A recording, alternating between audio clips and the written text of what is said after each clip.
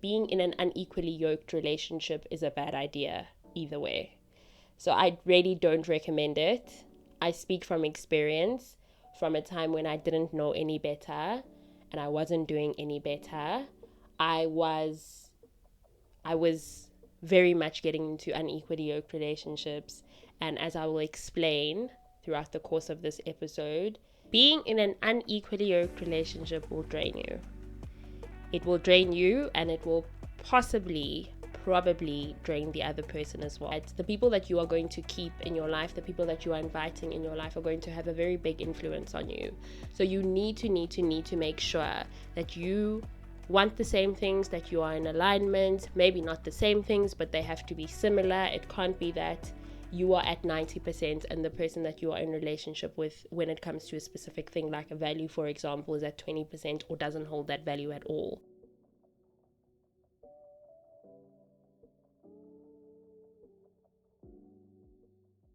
Hi community, welcome back to acupfulll. Thank you so much for joining me. I really do appreciate it. I hope you're good. I hope you have been taking good care of yourself. My goodness, it is such a good day. I am in the best mood ever. I'm recording on a day that is warm. It's August.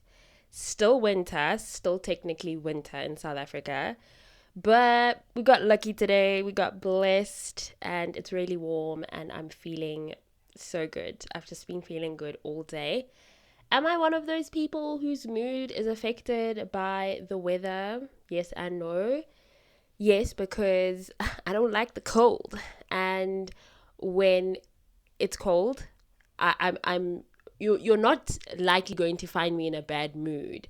But when it's winter and we get a warm day, then yeah, I am going to be happier than usual. I don't know how to explain it. But yeah, I don't spend the entire winter season in a bad mood. That's not what I'm saying. Or just like very sulky. Definitely not. But a warm day, give it to me. Bring it to me. I appreciate it. I'm very happy to be experiencing the warmth after having gone through the cold. It's still chilly at night, but I'm still very grateful for a warm day. So yeah, very happy about that. And it's also great that I decided that I'm going to record today because I'm just in a really good mood. I am really happy to be here, and I'm really happy that you are here with me. Also, just a side note, if you hear a weird sound, if the mic is picking up any sounds at all, it is a public holiday. I'm recording on a public holiday, so everyone's home. You might hear little kitties playing about. My neighbors have got children, so you might hear that.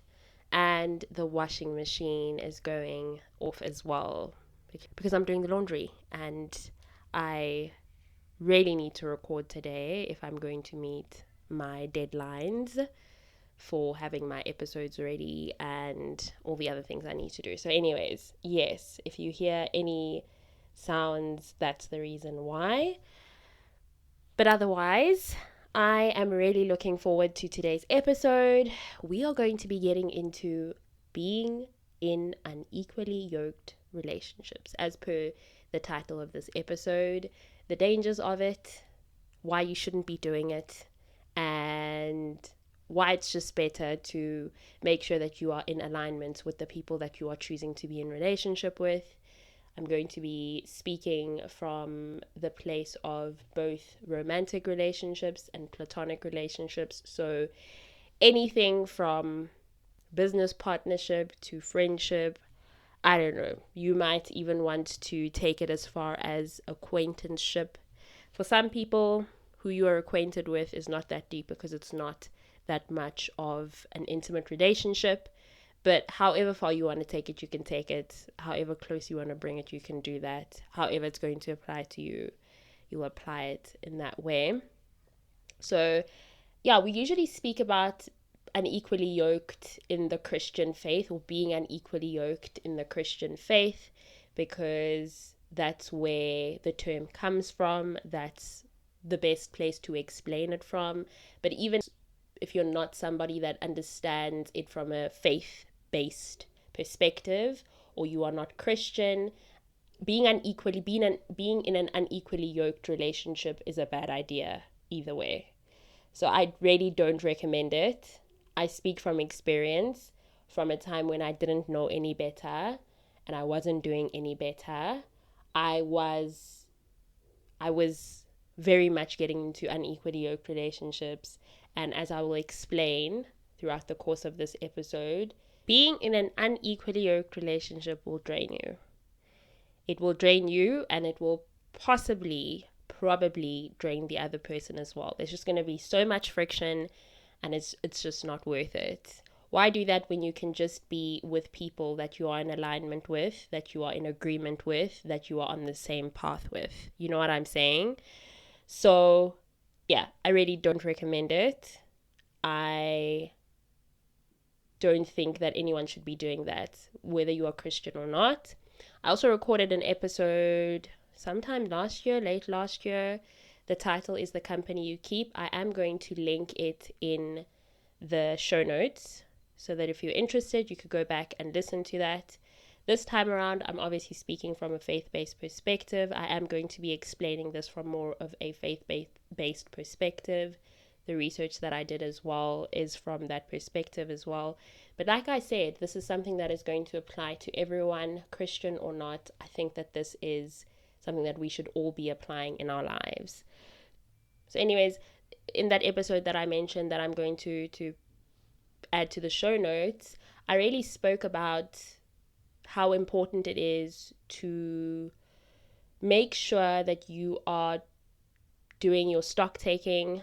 That's the word that came to mind. I know there's another word for it. I know there's another English word for it. But make sure that you are looking out for certain things and certain signs and whatever else that you need to be looking out for in your relationships, just so that you are in alignment with the people that you are in relationship with. Because as I mentioned pretty much throughout most of that episode, I remember saying that the people that you are going to keep in your life, the people that you are inviting in your life, are going to have a very big influence on you. So you need to make sure that you want the same things, that you are in alignment. Maybe not the same things, but they have to be similar. It can't be that you are at 90% and the person that you are in relationship with, when it comes to a specific thing like a value, for example, is at 20% or doesn't hold that value at all. So just have to be very mindful. You know, I always say that the one person that you're going to have to stick with for the rest of your life is you. And of course, we are going to, for those that want to get married and have kids, you will have your children, you will have your husband. However, you are still going to take you everywhere you go. I think you get what I'm trying to say here. When you aren't around your kids, when you aren't around your husband, when you aren't around your friends, even now, when you are not around your boyfriend, if you're someone that's in a relationship, when you aren't around your parents, it is just you and you. When you're off alone on holiday, solo holiday or solocation, or you are in your apartment on your own, in your house on your own, it's still you. It's you are the one that's making the choices. You are the one that's doing the things that you are doing. So it's very important for you to, in that sense, put yourself first and make sure that you're making the right decisions for yourself. And don't just think about the short term, think about the long term as well when you make those decisions. All right? Okay, so just to explain it, if you are not familiar with it, a yoke was something that was put over two animals in a common enterprise. So the term basically means out of sync, unequally yoked, that is, in one way or another. In the biblical reference, it reflected when two oxen were yoked together, so two oxen put together next to each other with the task of pulling a plow. I think we all know what a plow is. If you don't, Google it, look it up.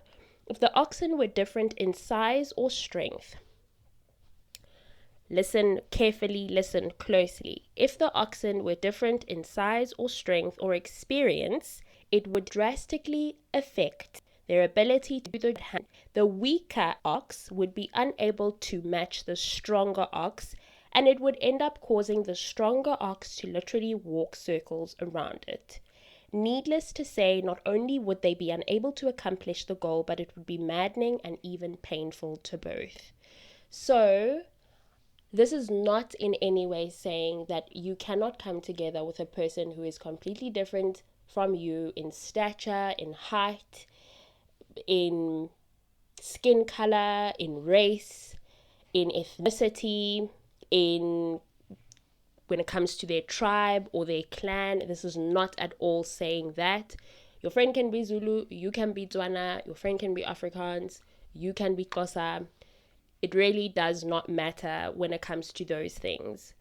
What matters though are things like values. So if we are going to apply it to human life, think about values, principles, ethics. Think about priorities.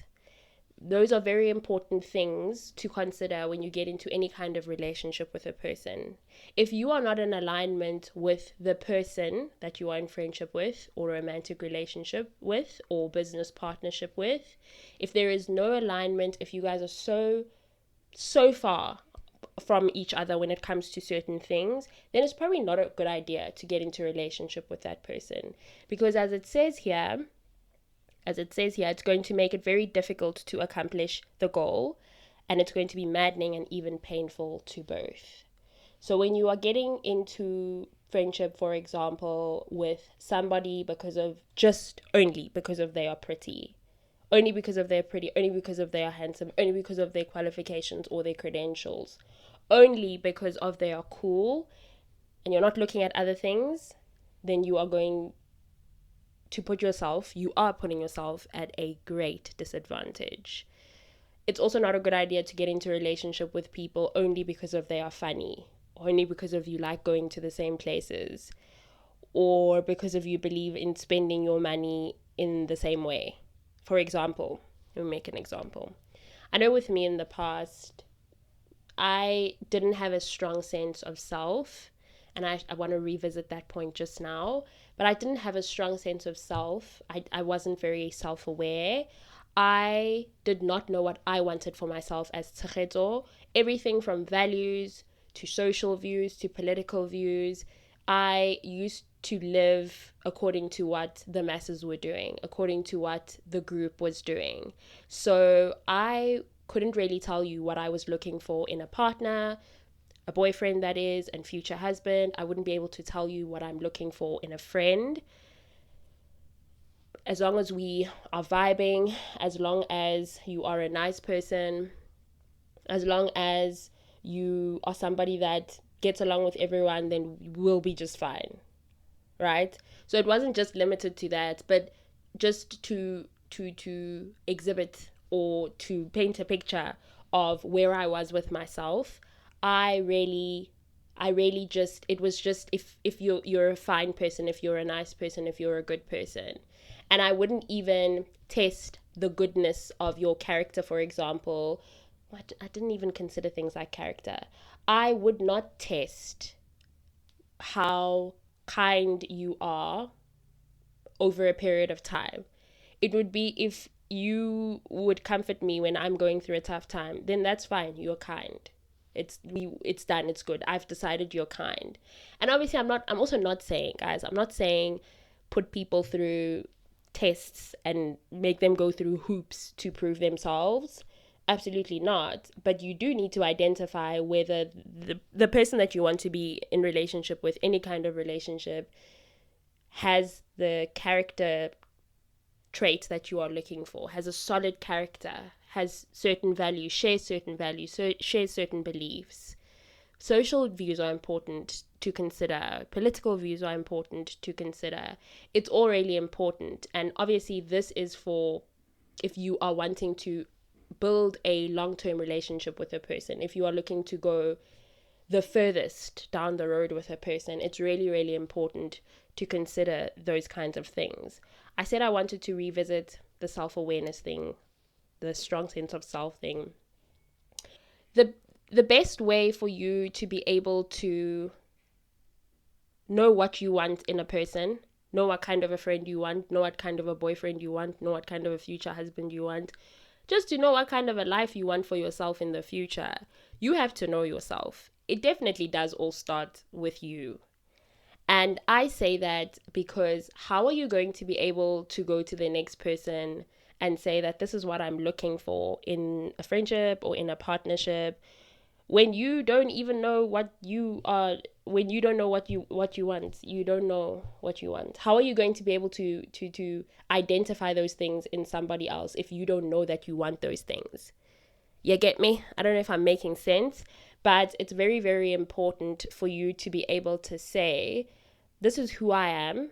I am so and so in terms of my own character, in terms of my own needs, in terms of my own beliefs and my own values. And so if I'm getting into a relationship with people, I would like to be in relationship with people who are going to push me closer to that, who are going to want me, who are going to encourage me to become more of that, right? So for example, with me, people that share the same faith as me, friends that share the same faith as me, that's very important for me in a friendship. And obviously, there are people in my life that I've had in my life that don't necessarily share the same faith as me. That's something that I have had to work through, reconcile, consult God about, right? And I also don't believe in just kicking people out of your life because you don't share the same beliefs anymore. I would say that obviously they no longer have the same place as maybe they would have had before. And I would say pray for those people.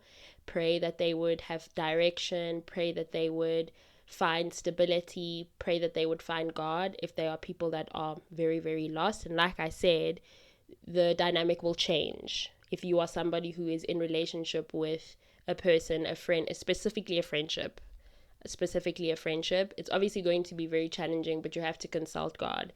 And if God says to you, if God communicates, so this is a friendship that you can keep, or this is a connection that you can keep, but this dynamic is going to change and this is not going to be the same as it was before, then absolutely 100% understandable.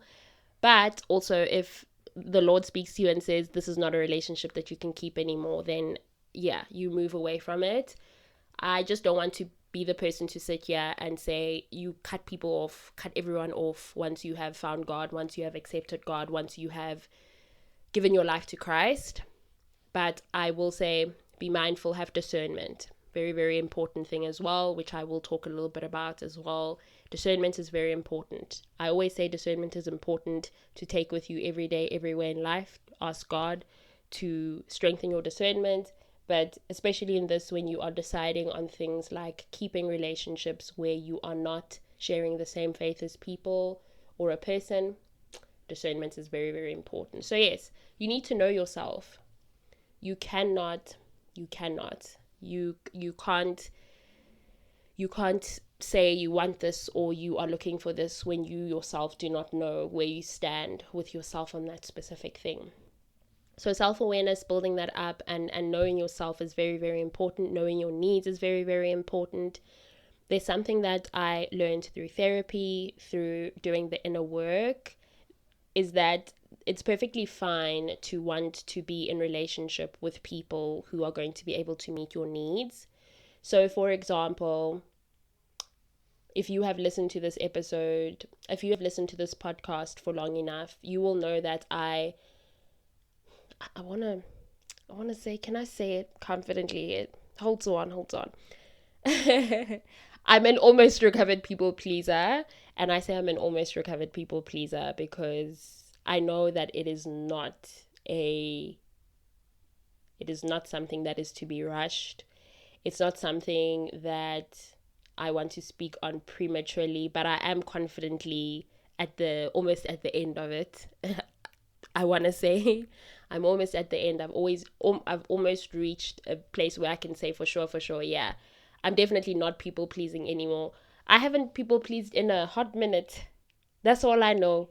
I'm proud of myself. I'm hella proud. And if you have done work and you have worked, and you are a former people pleaser, hectic people pleaser, and you have worked through it, and you're also almost at the end and you can see the light at the end of the tunnel. I'm so proud of you. I am so proud of you, because unlearning people pleasing, that's some hard stuff. But anyways, I was saying that I realized that it's perfectly fine to want people, to want a person who will be able to meet your needs. I was also once before somebody who had a very insecure attachment.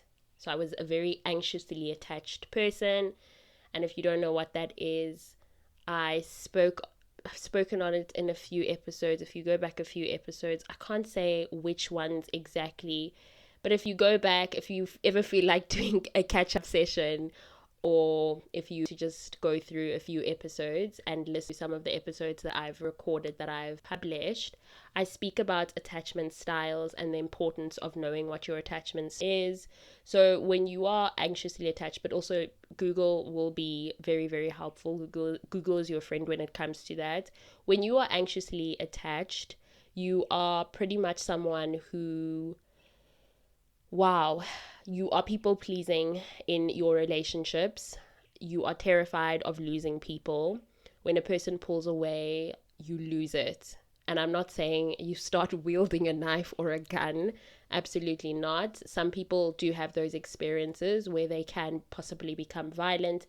But in my case, if someone that I cared about would pull away, or not even necessarily pull away, I, as an anxiously attached person, when a person wants space, when you've had a disagreement with a person, or you've had a fight, even if it's not a violent fight, even if it's a reasonable fight, which fights are normal, not throwing things at each other, but disagreements, fights are normal. It's part of relationships and how they grow. It's very normal, and I didn't know that when I was anxiously attached. But when you have those kinds of situations, an anxiously attached person wants to get closer, even when another person needs space, or in situations where both parties need space. And when you're anxiously attached, you also need a lot of reassurance. So you need to constantly hear, I care about you, I love you, you're important to me, you matter. And wow, I absolutely still think that those things are very important in any healthy relationship.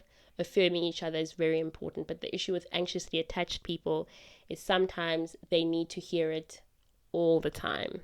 And I'm not saying every 5 minutes, but a lot more than the average person, or the person who is more securely attached, would need to hear it. So I'm saying all of this to say that I realize that it's perfectly fine to want to hear those things, and it's perfectly fine to want to be with somebody who is securely attached. And so that is something that I'm very intentional about looking for in people. Romantic, when the time comes, because I'm not romantically involved with anyone at the moment, but when the time comes, romantic, friendship, very important, very important. And should I enter into a business partnership with somebody where we are 50-50 partners, then it will be important for me to be acknowledged, to be heard, to be seen. And obviously, because I'm on the mend with my anxious attachment, I can see myself slowly but surely moving towards being a more securely attached person. Again, this is something that takes a long time to happen, to heal that anxious attachment, because this is something that started in childhood. So I'm on the mend. But even me being on the mend, it's a no-no for me to be with somebody who is anxiously attached or who is avoidant. And to understand all of these terms, again, I recommend Google, and I also recommend going back and listening to some of the episodes that I've recorded. It will be very helpful to do that. I believe y'all gonna say I'm shady. You don't know what you said in one episode? Guys, I forgot. Okay, I've recorded a lot of episodes at this point. I'm I'm just trying to think. I believe that it's in the love series. I did a love series, 3 parts, and the last one that I touched on, if I'm not mistaken, it might not be, but I did romantic love, and I briefly spoke about attachment styles. So if you go back to that episode, you'll be able to hear what those are and just get a rough idea if you are not going to Google and if you are not going to go into your own research. So yes, I say this to say that it's fine to want your needs to be met, and in an equally yoked relationship, your needs are stated, you have the freedom to do so, and the other person meets them, their needs are stated, they have the freedom to do so, and you meet their needs. So meeting a person's needs in any relationship, obviously it cannot be outrageous, it cannot be silly, it cannot be ridiculous, but the normal human needs that we have, perfectly normal to want somebody to have your needs met. And that's exactly how it should be. That should be the dynamic in any healthy relationship. So yeah, I'm very much happy about the fact that I want to be with a person who is securely attached, or people, a person or people in terms of friendship, a person romantically who is working towards secure attachment. It's fine to want someone who's open and communicates and is open about being vulnerable, or is intentionally working on being vulnerable. I think something else that's really important is people that are intentional and being able to identify that and welcoming them into your life. That's also very important. We aren't perfect. You're not going to find a perfect person. So even someone who is just as intentional as you are about working on themselves, coming together and wanting to work as a team, I think that that's absolutely great. I don't believe in writing people off or cutting them off, unless of course the situation requires me to do that. But when you see a person try and you see that they're doing their best, then of course 100% keep your arms open. But yeah, you are fine for wanting the normal human things that are important to help a relationship grow and thrive, right? So just to continue with further bringing up some evidence of the importance of being mindful about not being unequally yoked. In 2 Corinthians 6 verses 14, Paul says, "Do not be yoked together with unbelievers. For what do righteousness and wickedness have in common? Or what fellowship can light have with darkness?" What fellowship can light have with darkness? You cannot want one thing, and then the person that you are in relationship with, in fellowship with, wants another when it comes to a specific thing, and then think or hope that it's going to work. That's not how it works. This is the same as, I just thought about it. I used to have a habit of seeing a person. Okay, this was obviously very much linked to the traumas, the unresolved traumas that I had and where I was in my life at that time. But I used to have a habit, or there was a thing, I guess it was also a trauma response. Yeah. I also want to be careful not to call everything a trauma response. But from the research that I've done, I think it was a trauma response. That was definitely a trauma response. Getting with a person from the perspective or the basis of their potential. That's another very unfair thing to do. You shouldn't be putting that weight on anyone. So you see a potential and you can see them becoming this, but that's not what they are at that point in time. You're getting into an unequally yoked relationship. And I wish someone had told me that way back when. Probably wouldn't have understood, probably would have ignored it, but you are getting into an unequally yoked relationship already from the get-go. You are seeing one thing, that person is something else. And that means that if you are seeing one thing, you're going to be on some, I can help this person, push this person to become better, to grow into exactly who I believe that they can be, and then they become your project. And if a person becomes your project, my sister, that's unequally yoked. You guys are not on the same page. They are who they are. They are happy with who they are. You, in your mind, are like, okay, this brother or this sister, I can do some work here and I can fix them and I can help them see who they can become. That's not your job. That's most certainly not your responsibility. And you shouldn't be putting the weight of the world on your shoulders in that way, because that is exactly what you're doing. And don't forget what I said at the beginning of this episode when I was explaining what unequally yoked means, or what happens when you are unequally yoked. You go around in circles. There ends up being frustration. There ends up being anger. There ends up being hurt. Probably resentment as well. So don't put yourself in a situation like that. Don't put yourself in a position like that. It's not a good idea. It isn't the best idea at all. So I found an article on the internet written by John MacArthur titled Unequally Yoked. I'm going to read a chunk of it word for word. So he says the point is that if you are in the same yoke, pulling the same plow, down the same furrow, that is, if you are working side by side in the same enterprise, partnering together with an unbeliever, you have got a problem. In the case of you not listening to this from a perspective of faith, and you are hearing me and you're like, okay, Tsakhito, you're a Christian. I'm not. Maybe you're on your way there. Maybe you haven't even thought about it yet. And you're like, how does this apply to me?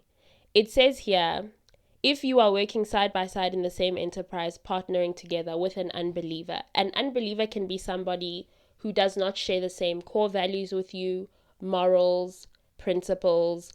They do not believe in the same things as you do at all.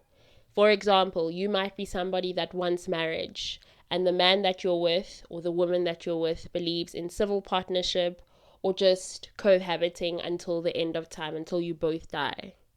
And you tell yourself you love her, she's everything, or you love him, he's everything to you, and you're going to find a way to convince him. You're in an unequally yoked relationship. You are with an unbeliever. They do not have the same beliefs as you. What are you doing there? You shouldn't be there. You should not be there. Now, I know when it comes to the marriage thing, it comes to the relationship thing, people will say it's the dating scene, the dating pool is so crappy. It's so hard to find someone out there. So rather I stay with someone that I know, and rather I be in a relationship where I feel like there's love, and rather I not have to start again and be than be out there and having to start from the very beginning. Okay, fine. I'm not going to dispute any of what you are saying or how you feel.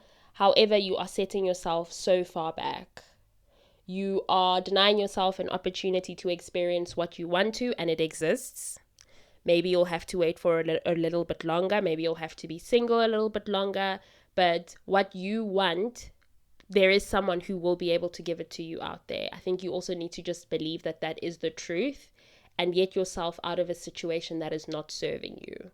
You are betraying yourself. You are taking away from yourself by staying and trying to convince yourself that you can make it work. The longer you stay, the more in circles you're going to go. The more pain you are going to be enduring. The more suffering you are putting yourself through. So it's not worth it. It's really not. He then goes on to say, truly, that would refer to marriage because there's no firmer, stronger, more binding yoke than marriage, right? If you go beyond that and ask, what about a business partnership? It would depend upon the nature of that partnership. If, for example, there's a limited partnership involving a group of investors and you're one of those investors, that's one thing. A person might put money in a bank. That's also a form of partnership with other people. I don't think that that's the issue here, he says. The issue here is linking up with an unbeliever side by side. So you know what you're doing. You know your eyes are wide open. It's not a secret investment group. It's not that somebody's hiding something. Everything's on the table here. You know this man's red flags. You know this woman's red flags. You know what she believes in. You know that you don't share the same beliefs. You know her behavior and you don't appreciate it. You know her mannerisms and you don't appreciate them. You know all these things. Still, side by side, under the same yoke, pulling the same furrow. You go and you decide you're moving in together. You know all these things about this person. You can see everything. God is showing you every other day that this is the truth about this person that you are in business partnership with, that you are in friendship with. But you're still going on in the same direction with the same goals and objectives.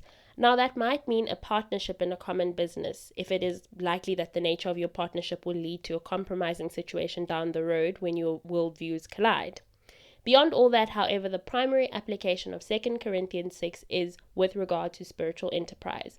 The primary warning is to never link up with an unbeliever in spiritual pursuits.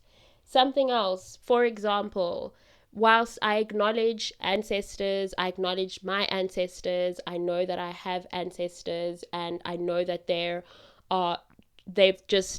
worked, they strived, they put their best foot forward so that things could be different for me. There is a lot that the people before me have done. I do not pray to them. I do not do any kind of rituals. That is not something that I believe in. I am Christian.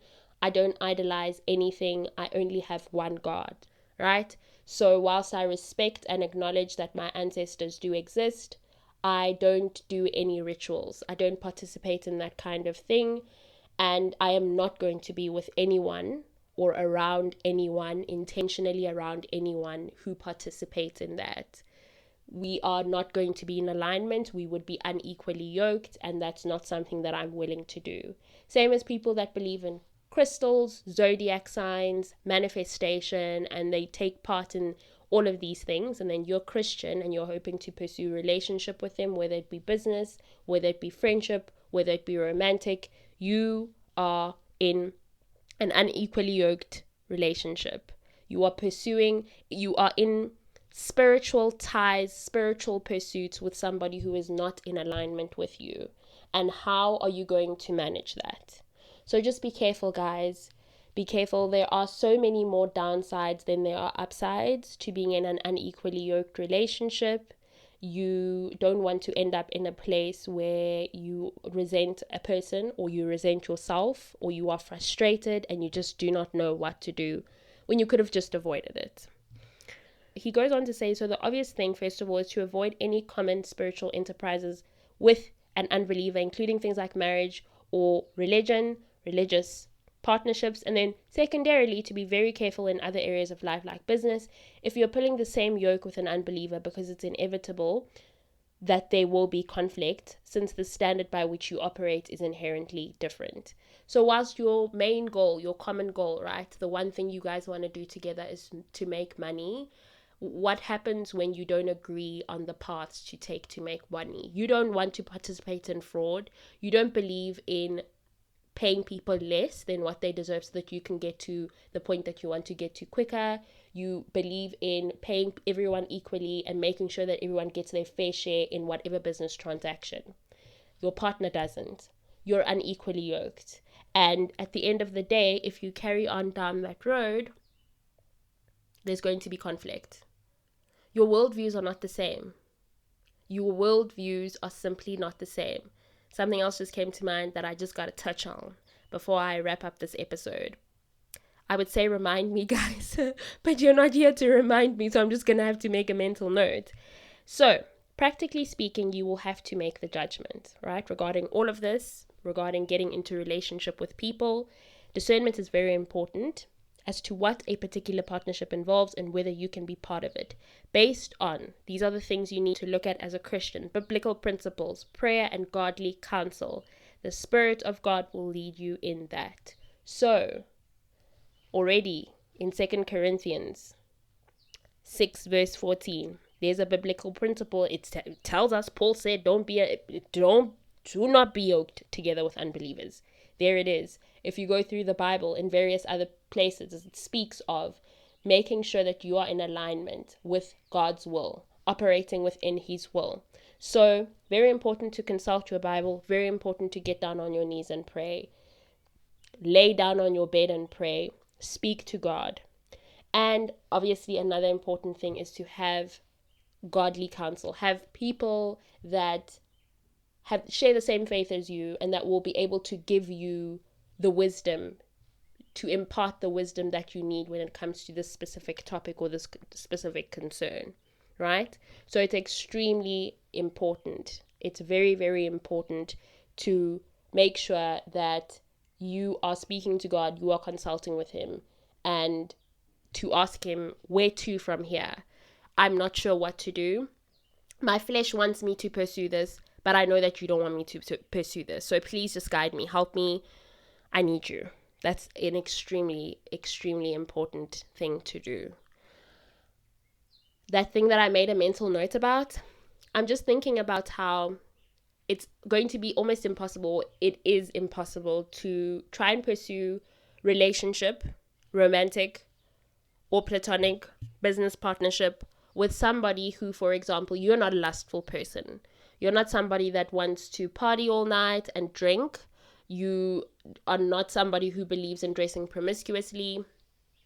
You are not, for example, somebody who, who does things for the male gaze or is a very male-centered. For the women, you're not a male-centered person, so you're not lustful.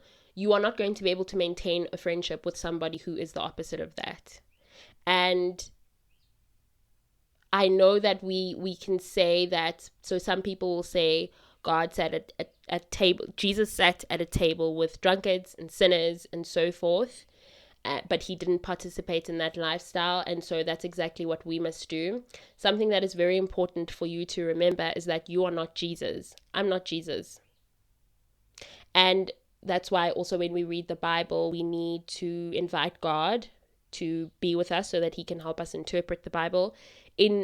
There is nowhere in that verse that it says that therefore you must go forth and sit with sinners and drunkards. We are human. We are driven by our flesh. But because we have the biblical principles, we have the teachings, we know what we are not supposed to do, you are more likely to say, okay, no, self-discipline.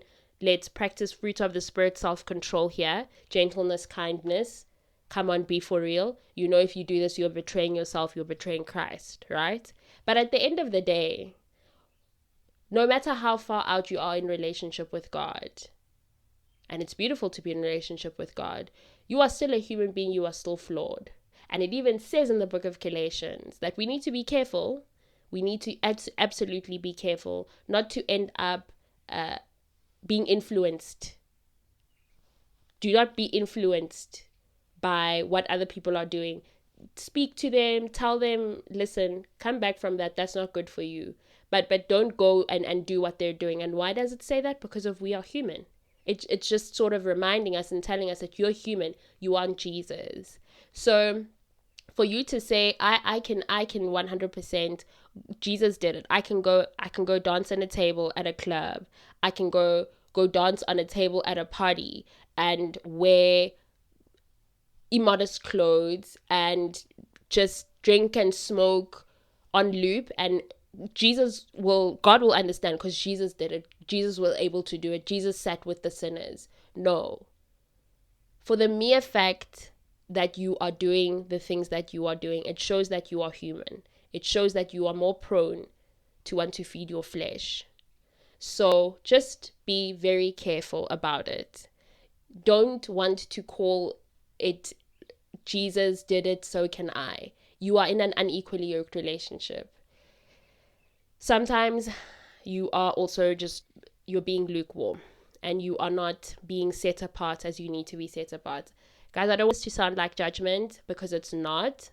I just want to speak the truth and I want it to be the way that it is. I do not want to participate in certain things because I understand that it would be disrespectful to God. I understand that I'm set apart as somebody that is walking with him, as somebody that endeavors to have a heart like his. But also because I know that if I step into that place, I am very likely going to fall into temptation. And girl, it says it in the Bible, flee. Why is it telling us to flee? Because God knows us. He knows that we are driven by our flesh. So as much as I have self-control in many, many aspects in my life, I also acknowledge that I'm completely human. And so instead of stepping into a thing, trying to come up with reasons, trying to make it seem like this is what Jesus said, Jesus did, what, I'd rather just not do it in the first place. I'm obviously doing it out of respect for my Lord, my father that I love very much, but I'm also not participating in certain things because I know that sin, thereby sin, I don't want to be a part of it. I just also thought about something that I saw on TikTok. That was wild. But there were Christians that were going on vacations, and they were calling them Christian vacations, and they said that they would sleep in separate rooms. So I understand if we are on a group trip and if the guys are sleeping in separate rooms and the girls are sleeping, so the guys are in their own room, big room or rooms, and the girls are in their own room or rooms. The guys are in one house, like one chalet, and the girls are in one chalet. That's a completely different story. I can understand how we can all hold each other accountable if we've gone as couples that are girlfriend and boyfriend, and we all have the same beliefs that no sex before marriage, and we are there to hold each other accountable. When we're done with the bonfire there at night, we all go to bed. Nobody's sneaking to anyone's room to do what in whose chalet. No. You know what I'm saying? So it's a different story when it's a group thing. That's fine. If you're going on a group holiday with your friends and their partners, I think that that's a completely different story. But you are telling me that you are going to go on a trip with your partner, with your boyfriend or with your girlfriend and sleep in separate rooms, and you do not believe that you will fall into sin. No, stop lying. Please stop lying to yourself and stop lying to us. I couldn't believe what I was seeing. There is no such thing as a Christian vacation, and it's annoying that people want to put Christian in front of some of the things that they do. I saw someone, they said, I did a Christian BBL. I said, girl, stop. Don't even. You're lying right now. You even had the courage. You had the courage to say something of that nature on a social media platform. That's crazy.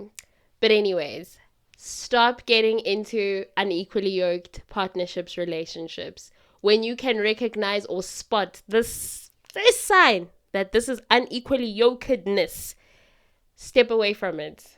Step away from it. It is not going to be worth the tears. It's not going to be worth it. It's not going to be worth it at all.